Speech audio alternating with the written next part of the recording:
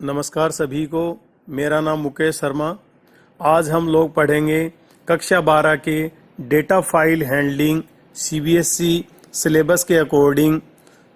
तो आइए data file handling शुरू करते हैं।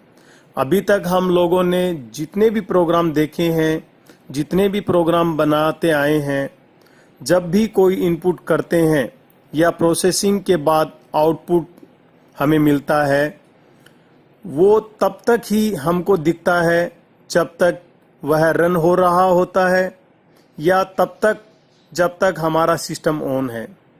लेकिन अगर हम आज अपने इनपुट किए हुए डेटा को या प्रोसेस किए हुए आंसर को या आउटपुट को हम सेव करके रखना चाहें और उनको कल यूज करना चाहें, तो वो अभी तक पॉसिबल नहीं था, क्योंकि हम अपने डेटा को इनपुट करते समय देते हैं या प्रोसेसिंग के बाद हमें जो भी डेटा मिलता है वो मेमोरी में रहता है। हमें पता है मेन मेमोरी मतलब रैम, जो कि सिस्टम के शटडाउन होने के बाद उसमें से सारा डेटा हमारा समाप्त हो जाता है, कुछ भी नहीं बचता है, क्योंकि रैम वोलेटाइल मेमोरी होती है। तो अभी तक हमारे जितने भी इनपुट या आउटपुट के डेटा थे वो सारे के सारे ट्रांजेंट थे, यानी थोड़े समय के लिए रहते थे। डेटा हमारा गायब भी हो जाता है जब भी हमारे सिस्टम का शटडाउन हम करते हैं। जब हम उन प्रोग्राम को दोबारा रन करते हैं तो हमें नया डेटा इनपुट करना होता है, नया डेटा उनको प्रोवाइड करना पड़ता है, तब आउटपुट मिलता है। ये सिर्फ इसलिए होता है कि जब प्राइमरी मेमोरी, जो कि एक वोलेटाइल मेमोरी है, में डेटा एंटर करता है तो वह टेम्परेरी होता है। तो ऐसे प्रोग्राम जिनमें हम डेटा को सेव करना है या जो हमारे प्रोसेसिंग के बाद डेटा मिलता है उसको परमानेंटली सेव करना हो, तो हम फाइल बना सकते हैं और उस फाइल को हम परमानेंट स्टोरेज या सेकेंडरी स्टोरेज डिवाइस में हम उसको स्टोर कर सकते। आइए अब बात करते हैं हम डेटा फाइल हैंडलिंग की। We have seen yet only the transient programs, the program which run for a short period of time and give some output, and after that their data is disappeared, and when we again run those programs then we have to use new data. हमने अभी तक बहुत सारे programme देखे हैं, programme बनाए भी है, वे ट्रांजेंट होते हैं, यानी बहुत ही थोड़े समय के लिए होते हैं। अर्थात वे प्रोग्राम जो बहुत थोड़े समय के लिए रन होते हैं और कुछ आउटपुट भी देते हैं हमें, और उसके बाद उनका सारा डेटा गायब हो जाता है। और जब हम उन प्रोग्राम को दोबारा रन करना चाहें तो फिर हमें उसी प्रोग्राम के लिए नया डेटा बनाना पड़ता है। This is because the data is entered in primary memory which is temporary memory and it's data is volatile. जैसा कि हमें पता है कि प्राइमरी मेमोरी वोलेटाइल मेमोरी है, टेम्परेरी मेमोरी है, इसमें थोड़े समय के लिए डेटा रहते हैं और उसके बाद गायब हो जाते हैं। Those program which are persistent, they are always in running or run for a long time, then their data is stored in permanent storage, for example hard disk. If the program is closed or restart, then the data used will be retrieved. जैसा कि हमें पता है कि यदि programme को persistent हो, अर्थात वे हमेशा के लिए या बहुत ज़्यादा हमें उनकी ज़रूरत हो या हम बार बार उनको रन करना चाहें, तो ऐसे डेटा को हम परमानेंट स्टोरेज डिवाइस जैसे हार्ड डिस्क है उसमें स्टोर कर सकते हैं। यदि प्रोग्राम बंद या रीस्टार्ट भी हम करें तो वो पहले वाला प्रोग्राम हमें वापस मिल जाता है। For this purpose the program should have the capability to read और राइट द टेक्स्ट फाइल और data files. These file can be saved in permanent storage. इसके लिए प्रोग्राम ऐसा होना चाहिए जिसमें हम टेक्स्ट फाइल को रीड या राइट भी कर सकें। The meaning of file IO input output is to transfer the data from primary memory to secondary memory. इस प्रकार हम प्राइमरी मेमोरी और सेकेंडरी मेमोरी के बीच फाइल का प्रयोग क्यों आवश्यक है? Why the file are used? The data stored within a file is known as persistent data because this data is permanently stored in the system. File के अंदर स्टोर किए हुए डेटा को परसिस्टेंट डेटा कहा जाता है, यानी परमानेंट डेटा कहा जाता है, क्योंकि यह स्थायी परमानेंट होता है। Python provide reading and writing capability of data files. Python file में डेटा को रीड और राइट करने के लिए बहुत अपॉर्चुनिटी देता है। We save the data in the file for future use. भविष्य में डेटा का यदि हम प्रयोग करना चाहे तो हम फाइल से डेटा को एक्सेस कर सकते हैं। As you save your data in file using Word, Excel etcetera, same thing we can do with file Python. जैसा हम वर्ड एक्सेल के अंदर डेटा को सेव करते हैं, वैसा ही कार्य हम पाइथन प्रोग्राम के साथ भी कर सकते हैं। A file is collection of characters in which we can perform read and write function and also we can save it in secondary storage।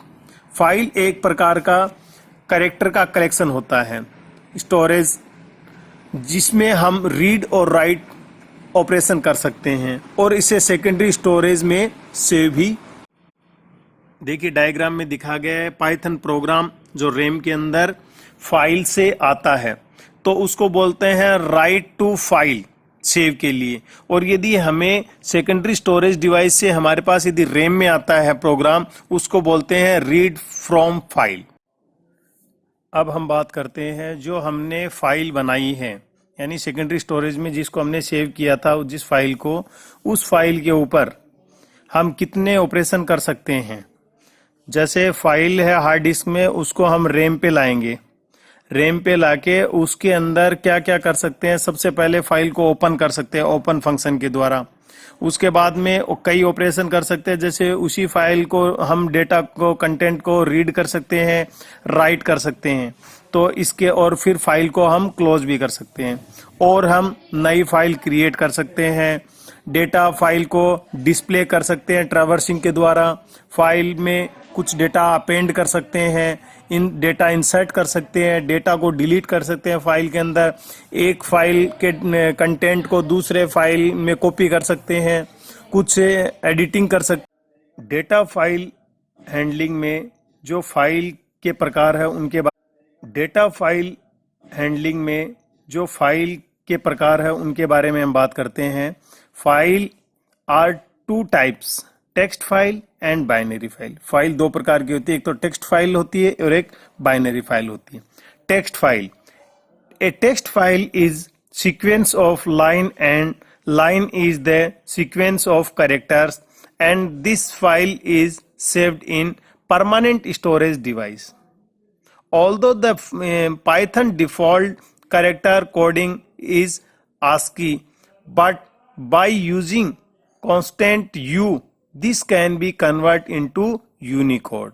In text file, each line terminates with a special character which is EOL, end of line. These are in human readable form and these can be created using any text editor. Text file की बात करते हैं। Text file line का एक sequence होती है और line character का सीक्वेंस ही परमानेंट स्टोरेज के अंदर एक स्टोरेज मीडिया में सुरक्षित रहती है। वैसे तो पाइथन में default character coding ASCII code होता है, लेकिन यदि हम उसको यूनिकोड में बदलना चाहे तो आगे एक U कांस्टेंट का प्रयोग करके हम ASCII कोड को यूनिकोड में बदल सकते हैं। टेक्स्ट फाइल में प्रत्येक लाइन एक विशेष कैरेक्टर से टर्मिनेट होती है, जिसे हम एंड ऑफ लाइन या EOL के नाम से भी जानते हैं। ये हम इसको रीड कर सकते हैं आसानी से। Binary file, binary file are used to store binary data such as image, video, audio. Generally, numbers are stored in binary file. In binary file, there is no delimiter to end a line, since they are directly in the form of binary. Hence, there is no need to translate them. That's why these files are easy to fast in working. जैसे हमें पता है कि binary file का प्रयोग binary data जैसे image, video file, audio file इत्यादि को स्टोर करने के लिए किया जाता है। इनमें जनरली नंबर्स स्टोर रहते हैं।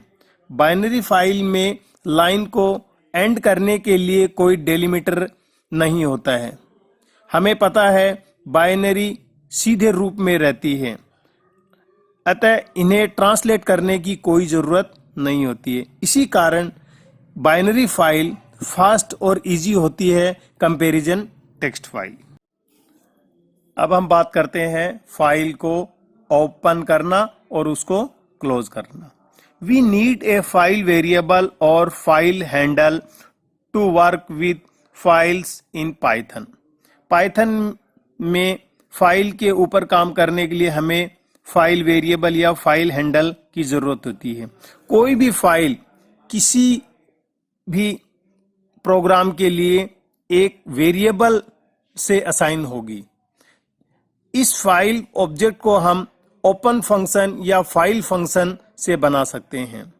This file object can be created by using open function और फाइल फंक्शन।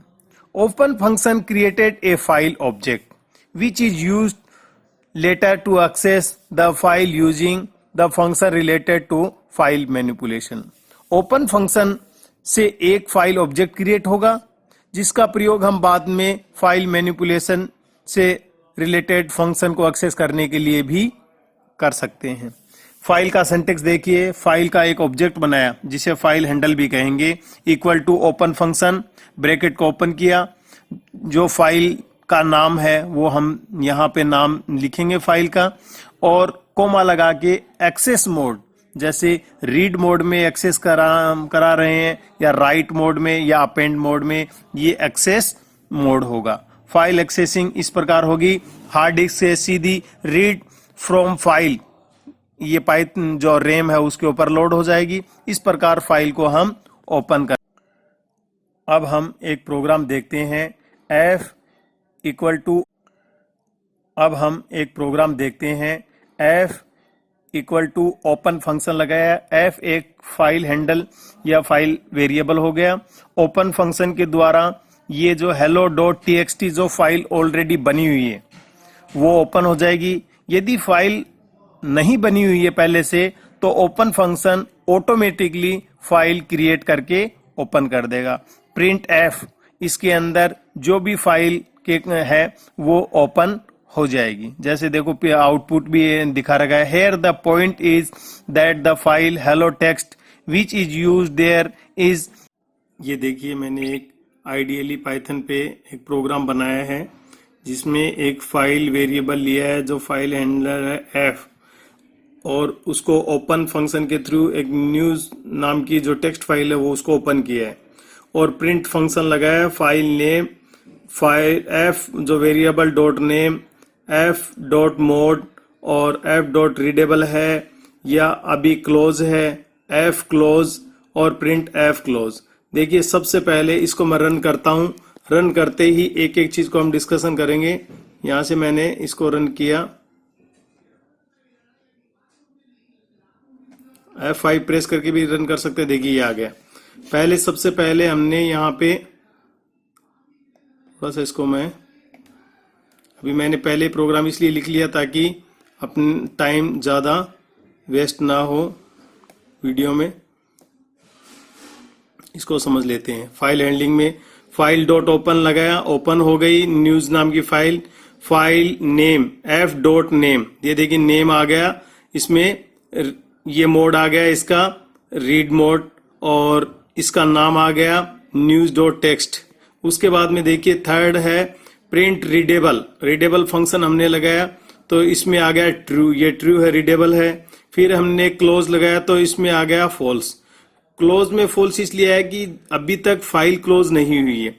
फिर हमने एफ डॉट क्लोज फंक्शन लगाया, उसके बाद में हमने एफ डॉट क्लोज एक प्रिंट दिया, इसमें आ गया ट्रू। इस प्रकार ये हम फाइल हैंडलिंग के प्रोग्राम बना के और देख सकते हैं हमारी फाइल की पूरी डिटेल।